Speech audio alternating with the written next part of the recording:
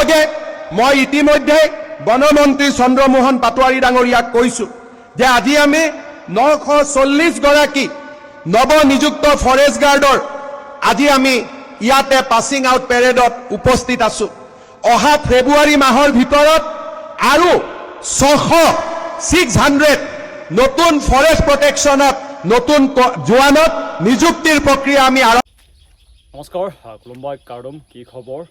কুমৰুক চুদুং তো ভাল কৰিছে ফৰেষ্টৰ ভেকেঞ্চি অলৰেডি মই ভিডিঅ' বনাইছিলোঁ ভেকেঞ্চি আহিব পাৰে বুলি। তো ইতিমধ্যে আমাৰ অসমৰ বৰ্তমানৰ মুখ্যমন্ত্ৰী মামাই কৈছে যেন ভেকেঞ্চি আহিব প্ৰায় 600টা। এইটো সঁচা কথা ভেকেঞ্চি হয় আৰু ভেকেঞ্চিটো বিশেষকৈ যিমান মই গম পাইছোঁ এইটো AFF ভেকেঞ্চি হ'ব প্ৰায় 600 আৰু আজি আছিলে POP মানে হৈছে পাছিং আউট পেৰেড। মোৰ বহুখিনি লগৰ আজি তেওঁলোকৰ পাছিং আউট পেৰেড হৈ গ'ল আৰু লগতে তেওঁলোকে বৰ্তমান আজিৰে পৰা এজন AFF বিষয়া হৈছে। কংগ্ৰেচুলেশ্যন, তোমালোকৰ আহিবলগীয়া জীৱনটো বাহাল হ'ব লাগে। লগতে যিমানখিনি আমাৰ নিচিনা থাকি গৈছে, আমি নিজেও বাইবা দিছিলোঁ AFFৰ কাৰণে, তেওঁলোকৰ কাৰণে নেক্সট এটা চান্স আহি গৈছে যেন আপোনালোকৰ কাৰণে ভেকেঞ্চি আহিব। এইটো মই কোৱা নাই, CM ছাৰে কৈছে। আপোনালোকৰ ভিডিঅ'টো লগাই দিম, সম্পূৰ্ণকৈ চাব। মই অলৰেডি আজিৰ পৰা প্ৰায় 3 দিন আগতে কৈছিলোঁ যেন 7 তাৰিখে হয়তো ভেকেঞ্চিৰ কথা আহিব বুলি। ভেকেঞ্চিৰ কথা আহি গৈছে, প্ৰায় 600 ভেকেঞ্চি আহি গৈছে। লগতে বৰ্তমান বৰষুণ দি আছে, মই জাষ্ট ৰানিং কৰি আহিছোঁগৈ। বহুত বৰষুণ মানে তিতিও আছোঁ গোটেই গাটো, হ'লেও ৰানিং কৰি আহিছোঁ। লগতে বৰষুণ আপোনালোকে দেখিব, বাৰিষাও গৈছে, কিন্তু হ'লেও আমিও লাগি আছোঁ। লগতে যোনটো পুলিচৰ ভেকেঞ্চি এইটো 100% কনফাৰ্ম যেন আপোনালোকৰ অক্টোবৰ মাহতে হ'ব সম্পূৰ্ণকৈ কৈছে CM ছাৰে এইবিলাকৰ বিষয়ে।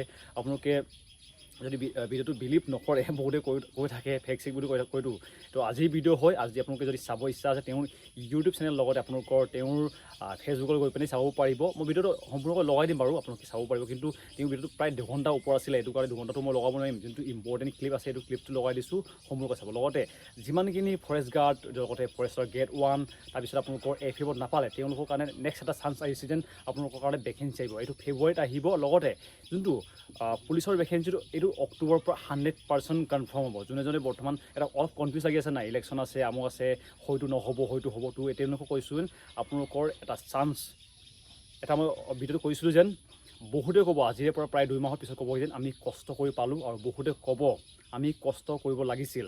এইটো কাৰণে আপুনি কোনটো কেটেগৰীত আছে, আপুনি কষ্ট কৰি আছেনে? আমি লাখৰ পিছত গৈ ক'বগৈ এটা চান্স এটা আহিছিলে, চান্সটো মোৰ নহ'ল, এইবিলাক নক'বগৈ।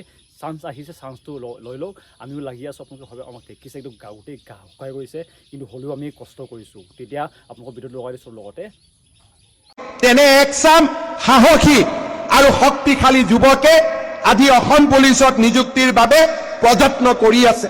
অহা অক্টোবৰ মাহত অসম পুলিচৰ নিযুক্তিৰ প্ৰক্ৰিয়া আৰম্ভ হ'ব আৰু 10 মে তাৰিখে আমি এই নতুন নিযুক্তিৰ প্ৰক্ৰিয়া আমি সমাপন কৰিম।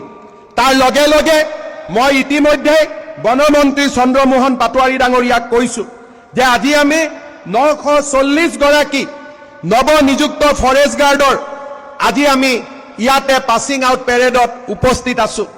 অহা ফেব্ৰুৱাৰী মাহৰ ভিতৰত আৰু 600 নতুন ফৰেষ্ট প্ৰটেকশ্যনত নতুন জোৱানত নিযুক্তিৰ প্ৰক্ৰিয়া আমি আৰম্ভ কৰিব লাগিব, যাতে প্ৰতি বছৰে আমি এনেকৈ এচাম নতুন যুৱকক অসম ফৰেষ্ট বেটেলিয়নত আমি আদৰণি জনাব পাৰোঁ।